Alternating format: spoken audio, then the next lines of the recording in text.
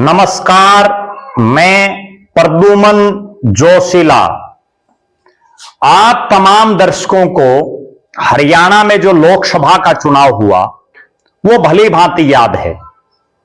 और उस लोकसभा की सीट में चुनाव में हरियाणा प्रदेश में एक ऐसी हॉट सीट थी जिस पर ना केवल हरियाणा की बल्कि उत्तर भारत की नजरें थी कि आखिर इस सीट पर होगा क्या। और उस सीट पर एक ही परिवार के 3 सदस्य चुनाव लड़ रहे थे। आखिरकार जो परिणाम उस सीट पर आया वो अप्रत्याशित रहा और वहां से चुनाव कांग्रेस पार्टी जीत गई। लेकिन अब जो मुद्दे की बात है वो ये है कि उस चुनाव के बाद विधानसभा का चुनाव आ गया। विधानसभा के चुनाव को खत्म हुए 5 महीने से ऊपर का समय हो गया, लेकिन जिन 4 मुख्य प्रत्याशियों ने वो चुनाव लड़ा उन चारों में से पहला कार्यक्रम सार्वजनिक रूप से अगर किसी नेता ने किया जिसमें पूरी लोकसभा क्षेत्र के अलग अलग हिस्सों के लोग वहां आए हुए थे,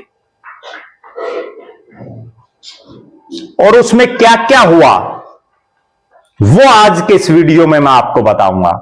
उससे पहले आप सभी दर्शकों से यह अनुरोध है कि आप YouTube पर हमारे चैनल को सब्सक्राइब करें, बेल आइकन घंटी का बटन अवश्य दबाएं, YouTube पर हमारे चैनल को ज्वाइन अवश्य करें ताकि आपका हमें सहयोग मिलता रहे। वीडियो को ज्यादा से ज्यादा शेयर करें, अपने कमेंट्स अवश्य लिखें। देश और प्रदेश की राजनीति के संबंध में कोई भी बात आपके दिमाग में हो वो भी आप हमें बता सकते हैं। और आज शहीद आजम सरदार भगत सिंह राजगुरु सुखदेव की याद में उनके बलिदान दिवस पर हम एक नया जो है अपने इस चैनल के माध्यम से कुछ नया करने का प्रयास आपके बीच में कर रहे हैं। और उसमें हम 2 अलग अलग जो है चीजों को इन वीडियो के माध्यम से जोड़ रहे हैं। आज से हम शुरू करने जा रहे हैं, जो भी हमारा दर्शक, क्योंकि हमारा परिवार लगातार बढ़ता जा रहा है, लगातार मेरे पास फोन आ रहे हैं, लगातार कमेंट्स आ रहे हैं, व्हाट्सएप पर मैसेजेस आ रहे हैं और वीडियोज पर बहुत से साथियों के कमेंट आ रहे हैं। मैं सबके कमेंट पढ़ रहा हूं। आज से हम एक नई प्रक्रिया शुरू कर रहे हैं और वो ये है कि जो भी दर्शक हमारे वीडियो को सबसे ज्यादा शेयर करेगा, यानी ज्यादा से ज्यादा व्हाट्सएप ग्रुपों में, फेसबुक पर, ट्विटर पर, इंस्टाग्राम पर, सोशल मीडिया के किसी भी प्लेटफॉर्म पर जो सबसे ज्यादा शेयर करेगा हर रोज, उसमें एक दर्शक जो सबसे टॉप में रहेगा पूरे दिन का, उस दर्शक का नाम हम वीडियो में आपके बीच में लेंगे ताकि आप दर्शकों को भी यह पता चल पाए कि हमें कौन साथी कितना प्यार करता है। तो इसलिए आप जबरदस्त शेयर करें हर वीडियो को, ताकि और जिसको जितने साथी शेयर करेंगे उसका स्क्रीनशॉट लेकर के मेरे व्हाट्सएप नंबर 9416674472 9416674472 पर व्हाट्सएप भी अवश्य करें। दूसरा, आज से हम एक और प्रक्रिया भी शुरू कर रहे हैं और वो ये है कि जो भी साथी ज्यादा से ज्यादा कमेंट्स करेगा, मैं सबके कमेंट पढ़ता हूं, जिसके ज्यादा से ज्यादा कमेंट्स आएंगे वो चाहे वीडियो हो चाहे रील हो उन पर, उसका नाम भी हम इस वीडियो में आपके सामने प्रस्तुत करेंगे कि फला दर्शक ने हमारे वीडियो पर आज सबसे ज्यादा कमेंट करने का काम किया। आप उसका स्क्रीनशॉट लेकर के भी मेरे पास जरूर भेजें। अब मैं बात करने जा रहा हूं कि आज हिसार में जो हरियाणा प्रदेश की सबसे हॉट सीट थी, उस हिसार में जो लोकसभा के चुनाव में 2 नंबर पर रहे, यानी जो चुनाव हार गए, चौधरी रणजीत सिंह, जो अभी किसी भी पार्टी में नहीं है, उन्होंने अपने कार्यकर्ताओं का एक सम्मेलन बुलाया और उसमें इतनी गर्मी के बावजूद अपार भीड़ उमड़ी।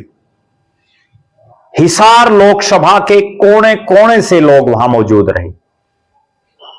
हिसार लोकसभा से 4 प्रत्याशी मुख्य रूप से चुनाव लड़ रहे थे। मैं चारों का वृतांत आपके बीच में रख रहा हूं।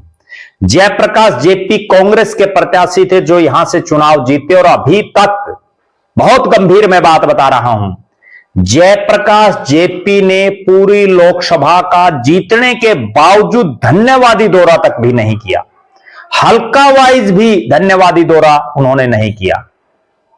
विधानसभा चुनाव बीत जाने के बाद 5 महीने तो विधानसभा के चुनाव को बीते हुए हो गए, लेकिन कोई ऐसा कार्यकर्ता सम्मेलन जयप्रकाश जेपी ने अभी तक नहीं किया है। वो जीते हुए सांसद हैं।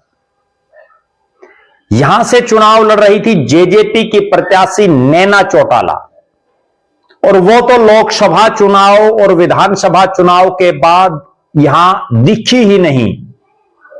धन्यवादी दौरा तो बहुत दूर की बात है।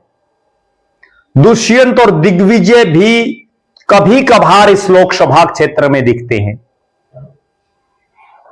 फिर बात करते हैं सुनैना चौटाला, जो इंडियन नेशनल लोकदल की प्रत्याशी रही। सुनैना चौटाला भी इक्का दुक्का बार ही दिखाई दी हैं और ज्यादा से ज्यादा देवीलाल सदन में, या जो इंडियन नेशनल लोकदल का कार्यालय है हिसार में, या कहीं इक्का दुक्का सामाजिक कार्यक्रमों में। उन्होंने भी कोई धन्यवादी कार्यक्रम टाइप का कोई कार्यक्रम अभी तक नहीं किया है।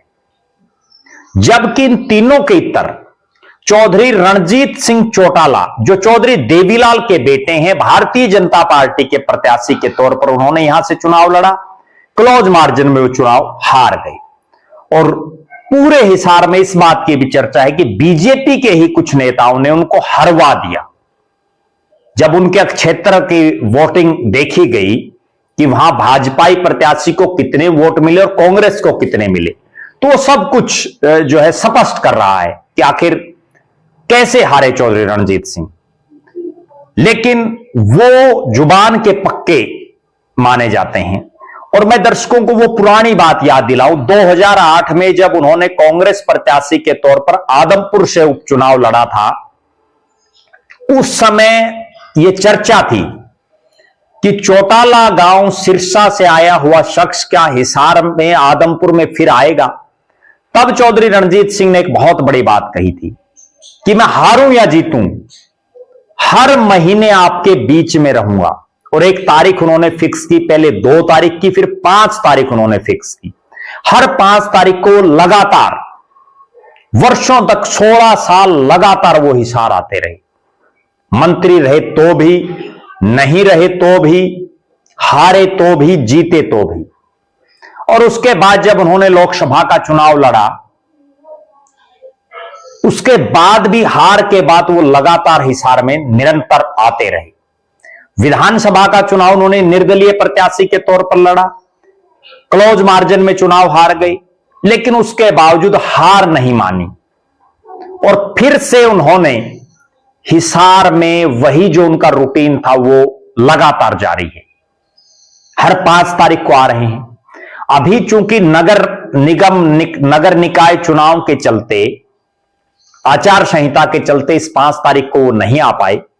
वो अपना कार्यक्रम रेस्ट हाउस में करते हैं और आचार संहिता जब लगती है तो रेस्ट हाउस में कोई कार्यक्रम इस तरह का नहीं हो पाता।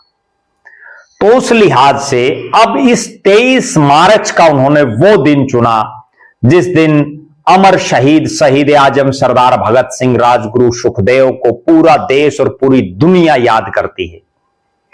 उस दिन पर चौधरी रणजीत सिंह ने अपने कार्यकर्ताओं का, अपने साथियों का एक सम्मेलन रखा, एक मीटिंग रखी और उम्मीद से ज्यादा लोग उस मीटिंग में आए।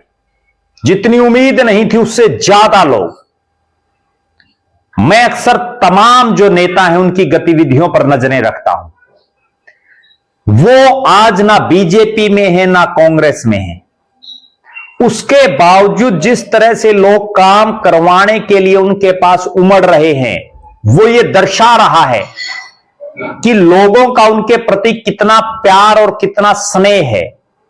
और अब प्रदेश में ये हालात हैं कि विकल्पहीनता हो चुकी है, बीजेपी का कोई विकल्प कहीं दिख नहीं रहा। उस लिहाज में भी एक नेता के पास हजारों की तादाद में लोगों का आना अपने कामों के लिए, वो ये दर्शा रहा है कि उस नेता ने मंत्री रहते हुए लोगों का अच्छा खासा भला जरूर किया है, या बिना मंत्री के भी उन्होंने अच्छे काम किए हैं। अगली बड़ी गजब बात, चौधरी रणजीत सिंह ने हर अपने साथी से, हर कार्यकर्ता से मिल करके उनका दुख सुख जाना, उनके कामों के बारे में भी चर्चा की, राजनीतिक चर्चाएं भी हुई। और बहुत गजब बात उस कार्यक्रम में देखने को यह मिली कि वहां बीजेपी के नेता भी मौजूद थे, वहां कांग्रेस के नेता भी मौजूद थे, वहां चौधरी देवीलाल के परिवार में आस्था रखने वाला किसी भी पार्टी का हो, जेजेपी ने वो लोग भी वहां मौजूद थे।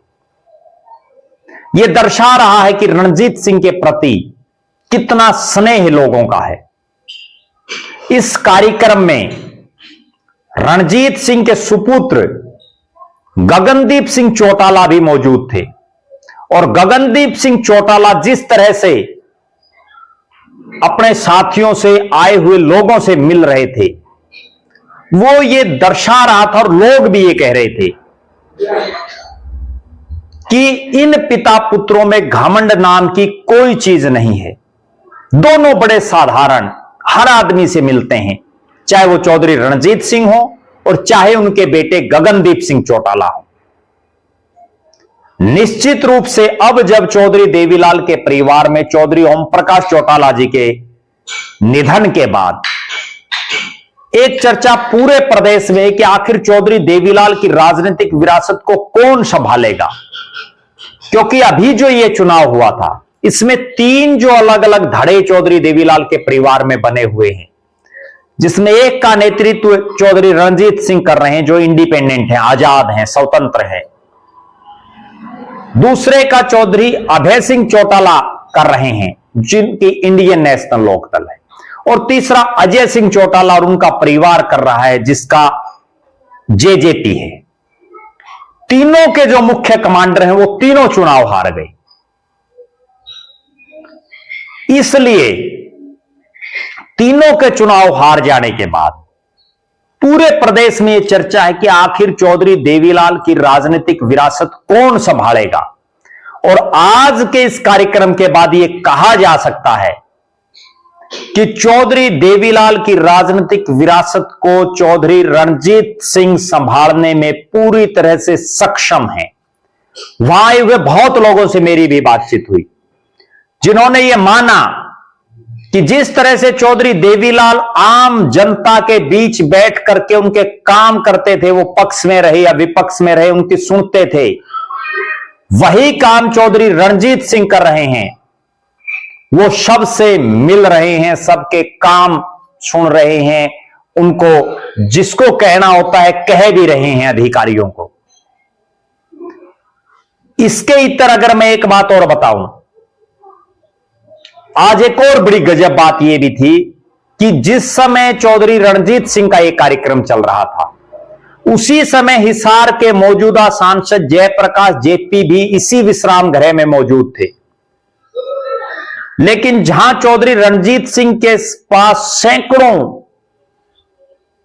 की तादाद में लोग थे, वहीं जयप्रकाश जेपी के पास मुट्ठी भर लोग, गिनती के लोग।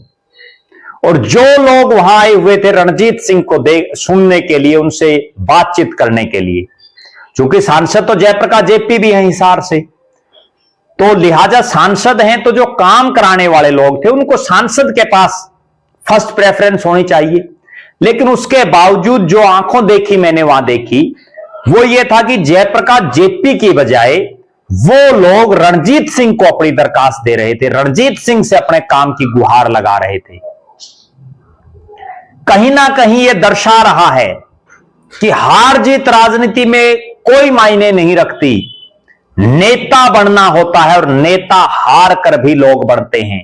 चौधरी देवीलाल अपने जीवन में पता नहीं कितने चुनाव हारे, श्रीमती इंदिरा गांधी चुनाव हारी, राहुल गांधी चुनाव हारे, बड़े बड़े नेता, बीजेपी के बहुत बड़े बड़े नेता चुनाव हारे, लेकिन हार और जीत से राजनीतिक आदमी को डगमगाना नहीं चाहिए। बहरहाल चौधरी रणजीत सिंह ने यह शुरुआत जो उनकी लगातार जारी थी, उसमें भले ही वो चुनाव हार गए हों या उनको हरा दिया गया हो साठगांठ करके जैसे आरोप लग रहे हैं, लेकिन उसके बावजूद उनका कार्यकर्ता टस से मस नहीं, आज भी उनके साथ खड़ा है। और एक बहुत गौर करने वाली यह बात है कि जब चौधरी रणजीत सिंह को भारतीय जनता पार्टी ने टिकट नहीं दिया विधानसभा के चुनाव में, या उन्होंने बीजेपी की टिकट से चुनाव नहीं लड़ा, तो आप परिणाम देखिए सिरसा और फतेहाबाद का, 8 सीटें 8 के 8 बीजेपी हार गई। यह दर्शा रहा है कि सिरसा, फतेहाबाद और हिसार, इस पूरी बेल्ट में जो 15 सीटें हैं तीनों जिलों में, इनमें आज भी भारतीय जनता पार्टी को जाट समाज से आने वाले एक मजबूत चेहरे की दरकार है, जो कमी अभी तक खल रही है लगातार।